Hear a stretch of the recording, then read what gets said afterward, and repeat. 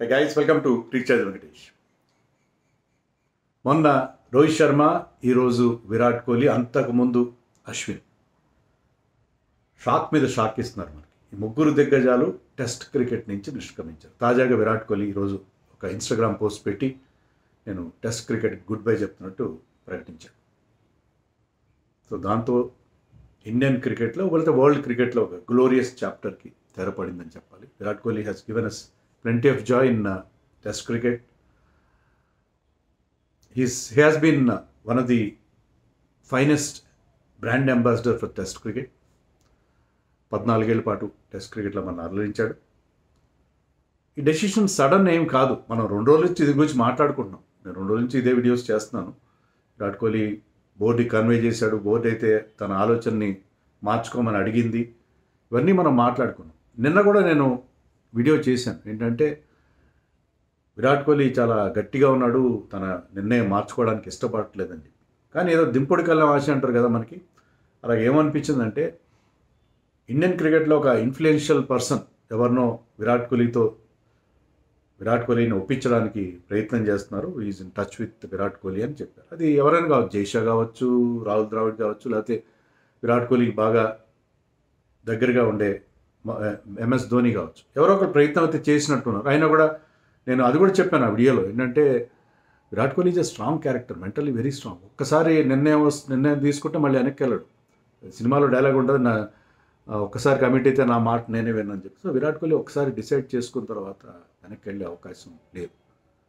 మరి ఎందుకు విరాట్ కోహ్లీ ఇలాంటి నిర్ణయం తీసుకున్నాడు? బోల్డ్ అని రికార్డ్స్ అతని ముందున్నాయి కదా. 9,230 రన్స్ చేశాడు. 770 రన్స్ చేస్తే 10,000 రన్స్ రికార్డు వచ్చాయి. చాలా తక్కువ మంది, ఓన్లీ గ్రేటెస్ట్ పీపుల్ టెస్ట్ క్రికెట్లో 10,000+ రన్స్ చేశారు. ఆ రికార్డు తర్వాత 82 ఇంటర్నేషనల్ 100s ఉన్నాయి. ఇంకొక 18 చేస్తే టెస్ట్లోనే ఎక్కువ అవకాశం ఉంది. టెస్ట్లో వన్డేలో కలిపి 18 చేస్తే అతనికి ఫిట్నెస్ ఉంది. ఎన్ని సంవత్సరాలు కాబట్టి నేను 40 years వరకు కూడా ఆడగలడు. ఇంకో 4-5 ఏళ్ళు ఈజీగా ఆడగలడు విరాట్ కోహ్లీ. ఈ మధ్య బ్రయన్ లారా కూడా చెప్పాడు test cricket needs Virat Kohli అని చెప్పి. కానీ అయినా కూడా అతను ఎందుకు ఇంత హఠాత్ నిర్ణయం తీసుకున్నాడు? 100 టెస్ట్ సెంచరీస్ రికార్డు కూడా వచ్చేది కదా, సచిన్ ఓవర్టేక్ చేసినవాడు కదా. రికార్డులు కూడా కేర్ చేయలేదు అతను. మరి ఏమైనా ప్రెజర్స్ వచ్చినాయా? లేకపోతే రోహిత్ శర్మ డెసిషన్ తీసుకున్న తర్వాత అతను కూడా రోహిత్ వెళ్ళిపోతున్నాడు, నేను వెళ్ళిపోదాం అనుకున్నాడు? కాదు కదా. ఎందుకంటే మనకి చాలా స్పష్టంగా వస్తున్న వార్తలు ఏంటంటే 2 వారాల క్రితమే అతను బోర్డుకి తన నిర్ణయాన్ని తెలియజేశాడు. ఎందుకంటే హఠాత్తుగా చెప్పేస్తే బాగుండు, బోర్డుకి తెలియజేయాలి. ఎందుకంటే వాళ్ళు ఆ ప్లాన్స్ ఆల్టర్నేటివ్ అరేంజ్మెంట్స్ చేసుకుంటారు. సో 2 వారాల క్రితమే చెప్పాడు బోర్డుకని మనకి వార్తలు వస్తున్నాయి. కానీ ఈరోజు క్రికెన్ఫోలో రాయడం ఏంటంటే, క్రికెన్ఫో ఇస్ రిలయబుల్ వెబ్సైట్. వాళ్ళు రాయడం ఏంటంటే 4 రోజుల నుంచి BCCI పెద్దలతో అతను ఈ విషయంలో అతను చర్చల్లో ఉన్నాడు అని చెప్పి. కొంతమంది అంటారు క్యాప్టెన్సీ కోసం ప్రయత్నించాడు, క్యాప్టెన్సీ ఇవ్వలేదని అలిగి రిటైర్ అవుతున్నాడు. I don't believe that theory at all. Virat Kohli captaincy అన్ని ఫార్మాట్స్లో అంటే ఒక ఫార్మాట్లో తీసేస్తారు, మరి 2 ఫార్మాట్లో తనంతట తాను వదిలేసుకున్నాడు. సో క్యాప్టెన్సీ కోసం అరువులు చేసే టైప్ కాదు అతను. సరే అయిపోయింది, ఆ చాప్టర్ అయిపోయింది, క్యాప్టెన్ చాప్టర్ అయిపోయింది. He's now concentrating as is batting innings only. So అదేమీ కాదు, నా దృష్టిలో అదైతే కాదు. మొత్తం మీద విరాట్ కోహ్లీ రిటైర్మెంట్ ఏమీ సర్ప్రైజింగ్ ఏం కాదు. నా దృష్టిలో ఒకే ఒక పాయింట్ చెప్తాను. ఒకే ఒక పాయింట్ ఏంటంటే Virat Kohli is a proud man, proud of his abilities, proud of his batting and his talent. అలాంటి ప్రౌడ్ మ్యాన్ తన యావరేజ్ పడిపోతుండే, యావరేజ్గా ఆడుతుంటే, చాలా యావరేజ్గా ఉంటే తట్టుకోలేడు, అంతే కదా. అతని యావరేజ్ బాగా పడిపోయింది. అతను పీక్లో ఉన్నప్పుడు మీకు 2016 నుంచి 2019 వరకు 4 ఏళ్ళు, 2016, 17, 18, 19 ఈ 4 ఏళ్లలో అతను 36 టెస్టులు ఆడితే దాంట్లో 3,500 పైగా రన్స్ చేశాడు. యావరేజ్ 65.80 అతని యావరేజ్. 14 సెంచరీలు చేశాడు ఆ పీరియడ్లో, 8 హాఫ్ సెంచరీలు చేశాడు. అంటే కన్వర్షన్ చాలా బాగుంది. హాఫ్ సెంచరీకి వస్తే సెంచరీకి వెళ్ళిపోయాడు. 14 సెంచరీలు చేశాడు. 65 యావరేజ్, 66 యావరేజ్ ఆల్మోస్ట్. అంత మంచి 2019లో ఆ pink ball test against Bangladesh, ఆ తర్వాత అతని ఇంటర్నేషనల్ సెంచరీస్, కోవిడ్ టైం అతను కంప్లీట్గా ఈ లాస్ట్ ఇస్ మొమెంటం కదా. 2-3 ఏళ్ళు, 2.5 ఏళ్ళు ఒక ఇంటర్నేషనల్ 100 లేకుండా చాలా దారుణమైన ఫామ్లో కనిపించాడు కదా. దారుణమైన ఫామ్ అంటే కొన్ని రన్స్ చేస్తున్నాడు, కానీ he was not the same Virat Kohli. అదే కదా వచ్చిన ప్రాబ్లం ఏంటంటే 2020 నుంచి ఇప్పటి వరకు అంటే ఏంటంటే 5.5 సంవత్సరాలు అవుతుంది ఆల్మోస్ట్. ఈ పీరియడ్లో అతను మిగతా ఫార్మాట్స్లో మళ్ళీ ఫామ్ అందుకున్నాడు. ఐపీఎల్లో ఫామ్ అందుకున్నాడు. లాస్ట్ సీజన్లో అద్భుతంగా ఆడాడు, ఈ సీజన్లో బ్రహ్మాండంగా ఆడుతున్నాడు. T20 వరల్డ్ కప్లో మన విజయంలో కీలక పాత్ర వహించాడు. తర్వాత ఛాంపియన్స్ ట్రోఫీ గెలవడంలో కీలక పాత్ర వహించాడు. వన్డే వరల్డ్ కప్లో మన ఫైనల్కి వెళ్ళడంలో he was our hero. So మిగతా 2 ఫార్మాట్స్లో వైట్ బాల్ క్రికెట్లో అతను ఆ ఫామ్ అందుకున్నాడు. కానీ ఎప్పుడైతే 2019లో తన ఫామ్ కోల్పోయాడో మిగతా ఫార్మాట్స్లో షైన్ అయినట్టుగా టెస్ట్ ఫార్మాట్లో అతను షైన్ కాలేదు. ఫిగర్స్ చెప్తున్నాయి, నేను చెప్తున్న మాట కాదు. 2020 నుంచి అతను 39 టెస్ట్ మ్యాచ్లు ఆడితే 69 ఇన్నింగ్స్ ఆడితే యావరేజ్ 30.72. విరాట్ కోహ్లీ దీన్ని యాక్సెప్ట్ చేస్తాడా? 30 యావరేజ్ ఏంటి విరాట్ కోహ్లీకి? విరాట్ కోహ్లీ 3 ఫార్మాట్స్లో ఒకప్పుడు 50 దాటిన యావరేజ్ ఉండేది. ఇప్పుడు అతని యావరేజ్ 46.85 అయిపోయింది. Overall test match average 4-5 point పడిపోయింది. ఒక స్టేజ్లో 55 నుంచి 55 one he was at speak. Overall average 55 ఉండేది. 65 నేను చెప్పింది ఆ 4 ఓవరాల్ యావరేజ్ 55 నుంచి అతని యావరేజ్ 10 పాయింట్ దాకా పడిపోయింది. ఆల్మోస్ట్ పడిపోయింది. 30 యావరేజ్ ఏంటి? ఈ పీరియడ్లో అంటే 2020 నుంచి ఆడిన 39 టెస్ట్ మ్యాచ్ల్లో 69 ఇన్నింగ్స్లో 3 సెంచరీలు ఉన్నాయి.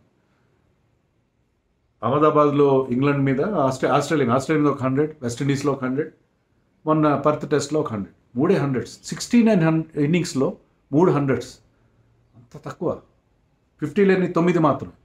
69 ఇన్నింగ్స్లో 12 మాత్రమే 50+ స్కోర్స్ ఉన్నాయి. సో అది విరాట్ కోహ్లీ కాదు. That is not the Virat Kohli we know. Virat Kohli అది చెప్తాను, ఈజ్ అ ప్రౌడ్ మ్యాన్. నేను ఇలాంటి ఒక ఆర్డినరీ రికార్డ్తో ఆడలేను అని అనుకున్నాను.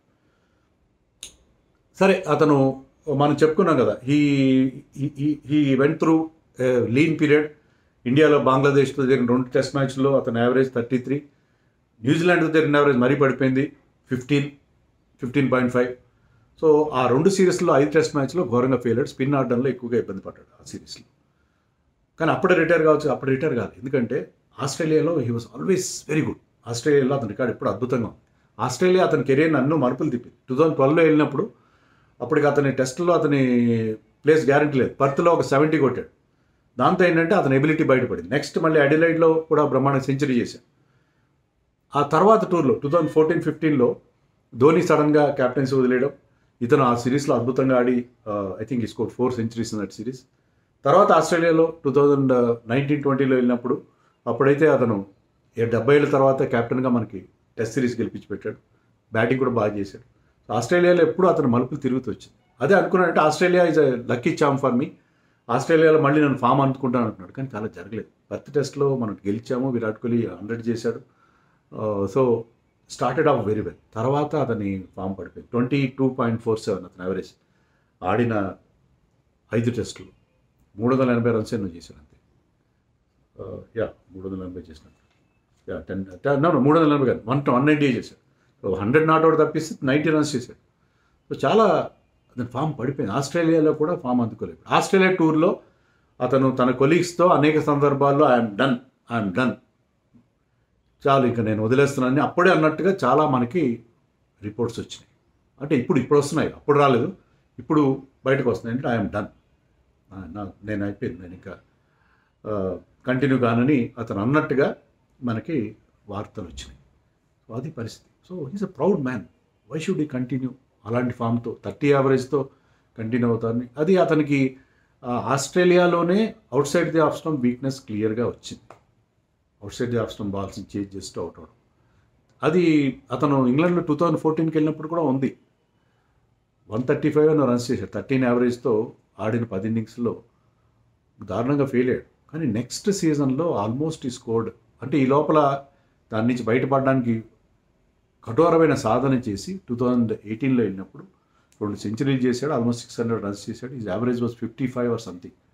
సో అంత బాగా కంబ్యాక్ అయ్యాడు. అలా కంబ్యాక్ కాగలడు ఇప్పుడు కూడా. కానీ అతను అంటే హీ నోస్, అతని బాడీ తెలుసు, నేను మళ్ళీ అలాగా out side of stump weakness నుంచి బయటపడలేను అని అనుకున్నాడేమో. ఎందుకంటే ఆస్ట్రేలియాలోనే అది వచ్చింది. ఆస్ట్రేలియాలో అంత ఎక్కువగా బాల్ మూవ్మెంట్ ఉండదు. న్యూ బాల్ తర్వాత ఫస్ట్ ఓవర్, సెకండ్ ఓవర్ తర్వాత, లంచ్ తర్వాత పెద్దగా మూవ్మెంట్ ఉండదు, బాల్ మూవ్ అయ్యేది ఉండదు అక్కడ. కానీ ఇక్కడ ఇంగ్లాండ్లో మీకు మేఘాలకు వచ్చినా లేకపోతే స్టార్టింగ్లో అయినా బ్రహ్మాండంగా ball swing and seam movement ఉంటుంది. ఇక్కడ రన్స్ కొట్టలేని టీం బర్డెన్ అవుతాను అనుకున్నాడు. So he as a proud man he said okay I quit. రికార్డులా డోంట్ కేర్. సో రికార్డుల కోసం కపిల్ దేవ్ మీద కూడా బ్లేమ్ ఉంది కదా. కపిల్ దేవ్ 430 ఎన్నో మన రిచర్డ్ హ్యాడ్లీ రికార్డ్ని బ్రేక్ చేయడం కోసం 432 వికెట్స్గా తన కెరియర్ని ఎక్స్టెండ్ చేసుకుని అందరికీ తెలిసిన విషయం, ఓపెన్ సీక్రెట్. అలాగే రికార్డుల కోసం తన కెరియర్ని ప్రొలాంగ్ చేయదలుచుకోలేదు.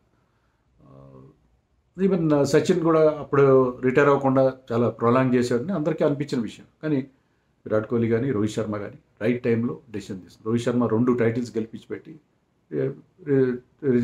రిటైర్ అయిపోయాడు. ఇప్పుడు విరాట్ కోహ్లీ కూడా యాజ్ ఒక మంచి రికార్డుతో అతను నిష్క్రమిస్తున్నాడు. బాధ ఉంటుంది డెఫినెట్గా, చాలా చాలా బాధ ఉంటుంది. విరాట్ కోహ్లీ లేకుండా, రోహిత్ శర్మ లేకుండా టెస్ట్ మ్యాచ్లో చూడగలం మనం. మీరు చూశారు కదా మొన్న రీసెంట్గా అతను డొమెస్టిక్ మ్యాచ్ ఆడితే, ఢిల్లీలో రంజీ మ్యాచ్ ఆడితే కిక్కిరిసిపోయారు crowd. Is a crowd puller, glamour super star. మరి ఇండియన్ బోర్డు వాళ్ళు ఏమన్నా అతను కుట్ర చేస్తారు అతను చేయడానికి? కాదు కదా. ఎందుకంటే అతను చర్చలు చెప్పారని చెప్తున్నారు, దాంట్లో అబద్ధం చెప్పాల్సిన ఏం లేదు. అదిగాక బీసీసీఐ కానీ వాళ్ళు కమర్షియల్గా ఆలోచించిన విరాట్ కోహ్లీ వస్తే నెంబర్ ఆఫ్ బాల్స్ ఎక్కువ ఉంటాయి, క్రికెట్ ఎక్కువ మంది చూస్తారు, ఇంగ్లాండ్లో క్రౌడ్ ఎక్కువ వస్తారు, ఇంగ్లాండ్ బోర్డు కూడా హ్యాపీ ఉంటుంది. విరాట్ కోహ్లీ రోహిత్ శర్మ లేకుండా, ఇప్పుడు సినిమాలో పెద్ద హీరోలు లేకుండా బడ్జెట్ సినిమా చూస్తే ఎవరు వస్తారు? అలాగే ఇక్కడ కూడా అంతే, విరాట్ కోహ్లీ రోహిత్ శర్మ లేకుండా ఇంగ్లాండ్ వాళ్ళు చాలా అన్హ్యాపీగా ఉంటారు. ఇంగ్లాండ్ బోర్డు వెళ్ళి వెరీ అన్హ్యాపీ. సో అదేదో విరాట్ కోహ్లీని బలవంతంగా తప్పించారు, ఎన్ని కుట్ర సిద్ధాంతాలు అయితే నేనేం నమ్మను, ఏమాత్రం నమ్మను. విరాట్ కోహ్లీ సొంతంగా తీసుకున్నాడు. విరాట్ కోహ్లీ ఎవరో ముంబై లాబీనో లేకపోతే మరొకరో అతన్ని బలవంత పెడితే వెళ్ళాడు. He will take his own decisions. Is a strong man, strong build character. So చాలా బాధగా ఉంది విరాట్ కోహ్లీ. ముఖ్యంగా విరాట్ కోహ్లీ విషయంలో మనం చెప్పుకోవాల్సింది అది రికార్డ్ మళ్ళీ ఒకసారి చెప్తాను నేను. 14 years 123 test matches, 9,230 runs, 30 hundreds, 31 50s, 46.85 అతను యావరేజ్. క్యాప్టెన్గానే 65 టెస్ట్లు, అంటే more than 50% of test led India very well. దాని క్యాప్టెన్సీ ఆర్సీబీకి టైటిల్ గెలవలేదు, ఐసీసీ ట్రోఫీలు గెలవలేదు అంటారు, కానీ టెస్ట్ మ్యాచ్లో హీజ్ వన్ ఆఫ్ అండి, హీఈస్ ద బెస్ట్ క్యాప్టెన్. మనకి ఆస్ట్రేలియాలో 70 ఏళ్ళ తర్వాత మనకి టైటిల్ సిరీస్ గెలిపించి పెట్టాడు ఆస్ట్రేలియాలో. చారిత్రాత్మక సిరీస్ ఫస్ట్ టైం మనం ఆస్ట్రేలియాలో గెలిచాం. ఆడిన క్యాప్టెన్గా చేసిన 68 టెస్టుల్లో 40 టెస్టులు గెలిచాడు, 17 మాత్రం ఓడిపోయాడు. ఐ థింక్ ధోని 25 టెస్టులు గెలిచి నెక్స్ట్లో ఉన్నాడు. ఇండియన్ టెస్ట్ క్యాప్టెన్స్లో ఇంత సక్సెస్ రేట్ ఎవరికి లేదు. వరల్డ్లోనే number 4. Graeme Smith, Ricky Ponting, Steve Waugh తర్వాత అత్యధిక టెస్ట్ మ్యాచ్లలో గెలిచిన రికార్డ్ 4th ర్యాంక్ విరాట్ కోహ్లీకి ఉంది. 40 టెస్ట్ మ్యాచ్లు గెలిచాడు, 11 డ్రా అయినాయి. డ్రాల కోసం ఆడలేదు అతను. Virat Kohli first test match I think ఎడిలైడ్లోనో అక్కడ test match, I don't remember exactly, ఎడిలైడ్లో అనుకుంటే టెస్ట్ మ్యాచ్ ఆడినప్పుడు ఆ మ్యాచ్ మనం కొంచెం స్లోగా ఆడి ఉంటే డ్రా చేసుకుని ఉండేవాళ్ళు, కానీ గెలవడం కోసం ఆడి ఓడిపోయాం. అంతేకాదు, అప్పటి నుంచి విరాట్ కోహ్లీ వచ్చిన ముందు మనం 4 బౌలర్స్తో వెళ్ళేవాళ్ళం. ఓన్లీ 4 bowlers, 7 batsmen థియరీతో వెళ్ళేవాళ్ళం. Virat Kohli always ensure that team had five bowlers. Allrounder ఉన్నా లేకపోయినా, హార్దిక్ పాండ్యా, జడేజా లాంటి ఆల్రౌండర్ ఉన్నా లేకపోయినా 5 bowlersతో ఆడాలి మనం టెస్ట్ మ్యాచ్ గెలవడం కోసం, 20 wickets తీయడం కోసం వెళ్ళాలని ఆ థియరీని ప్రవేశపెట్టాడు. ఇప్పటికీ అది కంటిన్యూ.